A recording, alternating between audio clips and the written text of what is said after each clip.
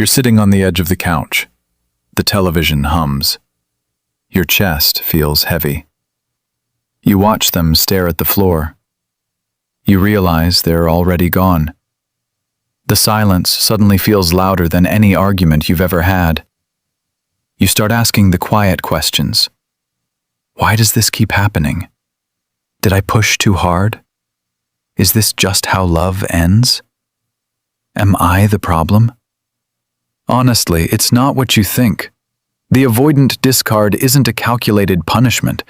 It's a nervous system panic disguised as indifference. When safety leaves a relationship, the love doesn't vanish. It just burrows deep underground to survive. You are not failing at love. This isn't proof you chose the wrong person. You are simply watching a primal survival instinct activate in real time. By the end of this video, you will understand exactly why they pulled away, how to stop chasing the ghost of your old connection, and what to actually do next.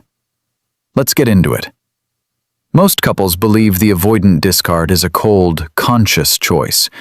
They think it proves the love was never real to begin with. But the real truth is entirely different. Your partner's nervous system is reading you before their conscious mind can catch up. When emotional closeness starts to feel overwhelming, their body pulls the emergency brake. What looks like stonewalling is usually someone who has been so flooded for so long that distance becomes the only protection left. You cannot reason your way out of a biological alarm. You have to change the emotional climate so the alarm finally powers down.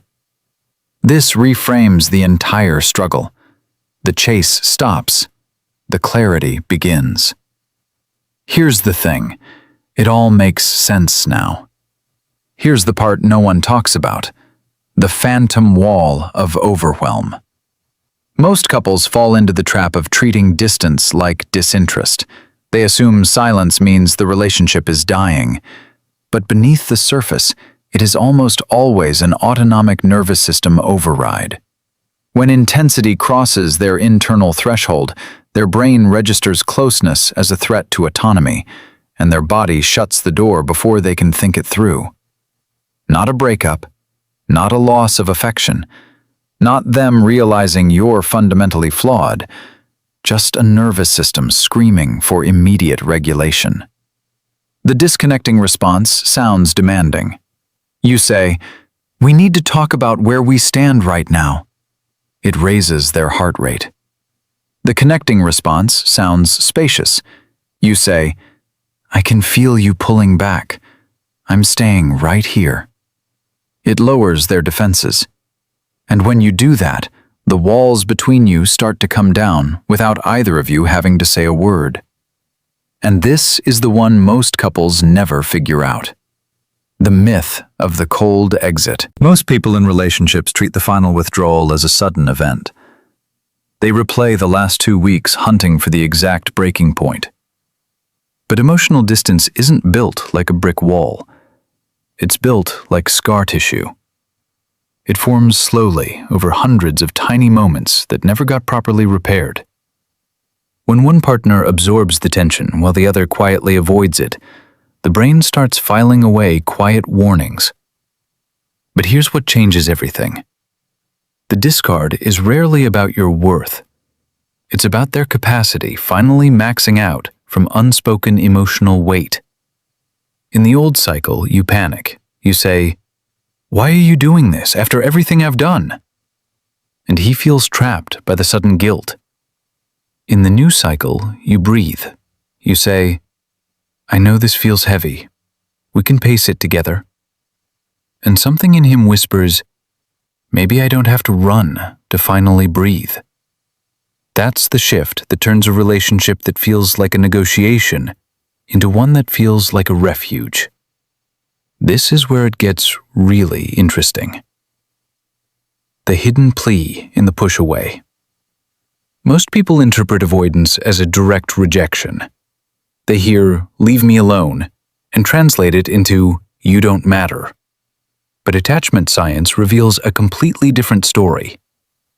The avoidant nervous system doesn't push you away to punish you. It pushes you away to survive its own fear of engulfment. When they learned early that dependency leads to disappointment, their adult mind equates intimacy with inevitable loss. So they create the exit before the heartbreak can find them. Not independence, not emotional maturity, not a genuine preference for solitude, but a terrified longing for safety that has learned to wear a mask of self-sufficiency. Watch how this actually plays out. The disconnecting move floods them with reassurance. You say, "Please, just tell me what you need." And they feel suffocated by the sudden pressure. The connecting move offers grounded presence. You say, "Take the space you need. I'm not going anywhere." And what's moving through her is, "I forgot how good it feels to be chosen without performing." And when you anchor yourself like that, your partner stops feeling like a problem to manage and starts feeling like a person to come home to. Here's the part most relationship advice completely misses: the illusion of emotional independence. Most couples romanticize the avoidant's quiet self-reliance. They admire how smoothly they handle everything alone. But the psychological truth cuts much deeper. True independence never flinches when intimacy arrives. Avoidance is just self-sufficiency wearing heavy armor. Underneath that calm exterior sits a nervous system that has never trusted love to stay steady. But here's what nobody explains. You cannot heal a fear of dependency by pretending you don't need anyone. You heal it by proving your body that connection can be survived. In the disconnecting pattern, you shrink yourself to fit their comfort zone. You become hypervigilant. You wait for crumbs. In the connecting pattern, you reclaim your center. You say, "I respect your boundaries. I also respect my own needs. I'm done shrinking to keep you close." And they feel, she's not leaving, but she's not begging either. And when you stand firm like that, the quiet drift stops feeling like a countdown and starts becoming a rhythm. This is where the real transformation happens. The quiet invitation to repair. Most people in relationships treat conflict resolution like a debate tournament. They believe the right argument will finally unlock understanding. But the nervous system doesn't process logic during threat. It processes tone, presence, predictability. When one withdraws, the other chases. The cycle repeats. Both feel unseen. Both feel exhausted. Not a communication hack, not a scheduled check-in, not a clever psychological trick, but two people who finally feel safe enough to be honest with each other for the first time in years. The disconnecting response demands immediate closure. It texts at midnight. It keeps score. The connecting response chooses intentional pause. You say, "I feel disconnected too. Let's reset tonight and talk tomorrow."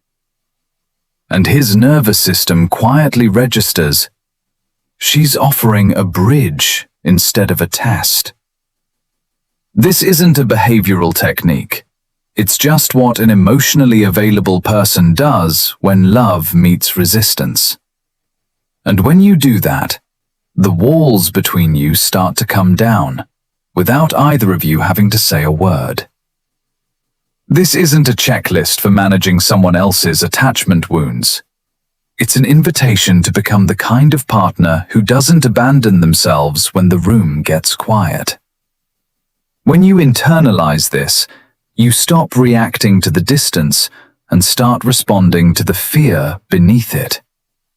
Your relationship stops being a puzzle you constantly try to solve. It becomes a space you deliberately build together. You don't chase ghosts anymore. You just stand firm in your own worth. And that changes everything about what's possible. Real intimacy doesn't start when you find the right person. It starts when you decide to become one.